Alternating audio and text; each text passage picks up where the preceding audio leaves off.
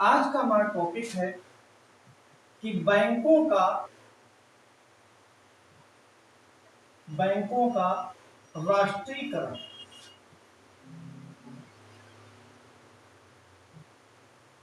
राष्ट्रीयकरण यह बैंकों का राष्ट्रीयकरण जो है वो क्यों हुआ था और इससे क्या लाभ, यही आज हम जानने का प्रयास करें। बैंकों का राष्ट्रीयकरण जो है वो 1969 यानी कि 1969 में हुआ और इस बैंकों के राष्ट्रीयकरण ने भारत की आर्थिक नीति को बदल दिया। तो यही जानने का प्रयास ये भी करेंगे कि भारत की आर्थिक नीति को इसने क्यों बदल दिया। 1969 में बैंकों के राष्ट्रीयकरण ने भारत की अर्थव्यवस्था को बदला।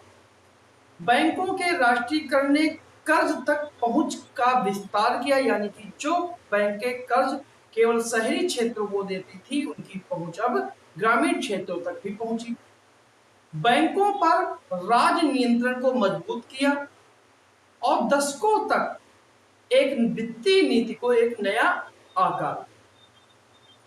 1969 में बैंकों का राष्ट्रीयकरण आजाद भारत में सबसे परिवर्तनकारी आर्थिक निर्णयों में से एक माना जाता है।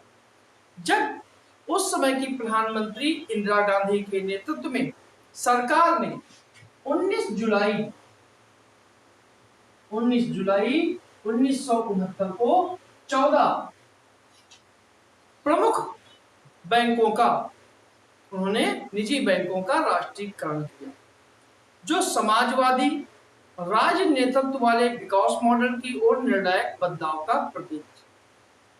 इस कदम का उद्देश्य बैंकिंग को व्यापक सामाजिक और आर्थिक लक्ष्यों के साथ जोड़ना था, ताकि प्राथमिकता वाले क्षेत्र और वंचित क्षेत्रों में कर्ज का प्रवाह सुनिश्चित हो सके।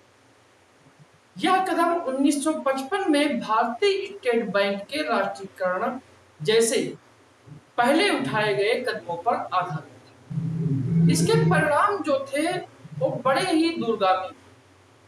इसने दशकों तक भारत को वित्तीय प्रणाली को एक नया रूप दिया, राजनीतिक और आर्थिक संरचना को प्रभावित किया। 1951 और 66 के बीच कमजोर वाणिज्यिक बैंकों की संख्या पहले ही कम हो चुकी है, जिसने इस महत्वपूर्ण सुधार की नींव रखी। तो सवाल ये उठता है कि बैंकों के राष्ट्रीयकरण के पीछे तर्क क्या था, क्या कारण था कि बैंकों का राष्ट्रीयकरण किया गया। इसमें सबसे महत्वपूर्ण चीज है बैंकिंग सेवाओं की सीमित पहुंच। अगर बात करें 1960 के दशक से पहले बैंकिंग सेवाओं का विस्तार मुख्य रूप से शहरी केंद्रों तक ही सीमित था, जिसके कारण ग्रामीण और अर्ध शहरी क्षेत्र बैंकिंग सेवा से वंचित रहे, जिसके कारण कृषि, लघु उद्योग और स्वरोजगार जैसे प्रमुख क्षेत्रों को संस्थागत कर्ज तक उनकी पहुंच का अभाव था। देश के बड़े हिस्सों में बैंकिंग सेवाओं के अभाव का मतलब था कि अर्थव्यवस्था की विकासात्मक आवश्यकताओं को पूरा नहीं किया जा सकता, विशेष रूप से समावेशी विकास के लिए महत्वपूर्ण क्षेत्रों। निजी बैंकों की जो धारणा थी जनता के प्रति वो ये थी कि राजनीतिक धारणा बढ़ती जा रही थी कि निजी बैंक जो हैं वो सामाजिक उत्तरदायित्व की बजाय लाभ को प्राथमिकता देते हैं, जिन्हें जनता से जुड़े कार्यों में अनिच्छुक माना जाता था। कम लाभ वाले ग्रामीण क्षेत्रों में वो अपने शाखाओं का विस्तार नहीं करना चाहते थे, छोटे उधारकर्ताओं को कर्ज नहीं देना चाहते थे और विभिन्न क्षेत्रों में समाज के कई क्षेत्रों में वो कर्ज बांटना भी नहीं चाहते थे। इन सब व्यवस्थाओं से जो परेशानियां थी उनको दूर करने के लिए सरकार ने बैंकों का राष्ट्रीयकरण किया। कर्ज का सामाजिक नियंत्रण की आवश्यकता थी। उस समय का राजनीतिक नेतृत्व का मानना था कि बैंकिंग को राष्ट्रीय विकास लक्ष्यों के अनुरूप होना चाहिए। राष्ट्रीयकरण को एक ऐसे तरीके रूप में देखा गया जिससे कर्ज का समान वितरण सुनिश्चित हो सके, समावेशी आर्थिक विकास को बढ़ावा दे सके। बैंकों को केवल मुनाफे के बजाय सामाजिक जरूरतों के प्रति संवेदनशील होना चाहिए।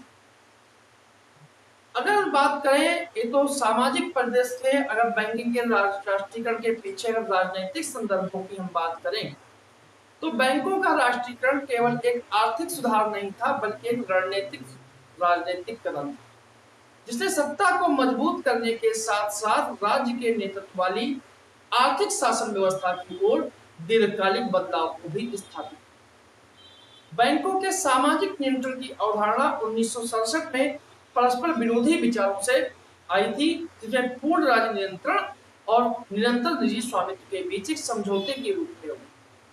यह सार्वजनिक कल्याण के साथ बैंकिंग के संरक्षित करने की को लेकर एक बढ़ती चिंता को दर्शाता। 1969 का जब राष्ट्रीयकरण हुआ तो उसमें तत्काल प्रक्रियाएं हुई, क्योंकि बैंकों का राष्ट्रीयकरण जो है एक अध्यादेश के माध्यम से तेजी से लागू किया गया, जो मजबूत राजनीतिक संकल्प को दर्शाता है, जबकि इसके आर्थिक औचित्य और प्रक्रियात्मक औचित्य जो है वो दीर्घकालिक बहस पर छिड़े। राष्ट्रीयकरण की प्रक्रिया जो है वो जमा राशि के आधार पर बैंकों की पहचान करने से शुरू। प्रारंभ में इसे 100 करोड़ रखा गया। प्रारंभ में इसे 100 करोड़ रखा गया कि 100 करोड़ से अधिक जमा वाले बैंकों पर विचार किया गया, यानी कि जिन बैंकों की जमा पूंजी 100 करोड़ से अधिक थी उन्हीं बैंकों का राष्ट्रीयकरण किया गया है। लेकिन आरबीआई की वर्गीकरण प्रणाली के अनुरूप अधिक प्रमुख संस्थानों को शामिल करने के लिए ज्यादा से ज्यादा निजी बैंक राष्ट्रीयकरण हो, तो इसके लिए यह सीमा को घटाकर बाद में 50 करोड़ कर दी।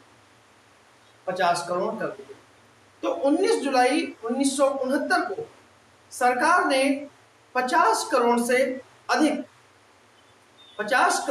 अधिक की राशि जिनके पास जमा थी उनके 14 बैंकों को राष्ट्रीयकरण करने के लिए अध्यादेश जारी किया। अपने राष्ट्र के संबोधन में इंदिरा गांधी ने समाजवादी आर्थिक ढांचा स्थापित करने के लिए इस कदम को आवश्यक बताते हुए इसे उचित ठहराया और इस पर एक जोर दिया कि अर्थव्यवस्था के प्रमुख क्षेत्रों पर नियंत्रण, विकास के लिए संसाधनों का जुटाना और क्षेत्रीय और सामाजिक असमानताओं में कमी लाने के लिए बैंकों का राष्ट्रीयकरण करना अति जरूरी है। उस समय के नेता जयप्रकाश नारायण ने इसकी आलोचना करते हुए इसे अनुचित बताया और तर्क दिया कि इससे आर्थिक समस्याओं का समाधान किए बिना नौकरशाही की शक्ति में वृद्धि होगी। संसद का सत्र शुरू होने ही वाला था, ऐसे में अटल बिहारी वाजपेयी ने इतने बड़े सुधार के लिए अध्यादेश के इस्तेमाल पर सवाल उठाया।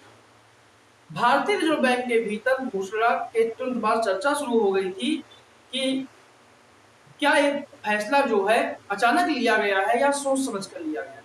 लेकिन रिकॉर्ड बताते हैं कि इसके निहितार्थों पर सीमित और सावधानी पूर्वक विचार विमर्श करके ही यह फैसला हुआ।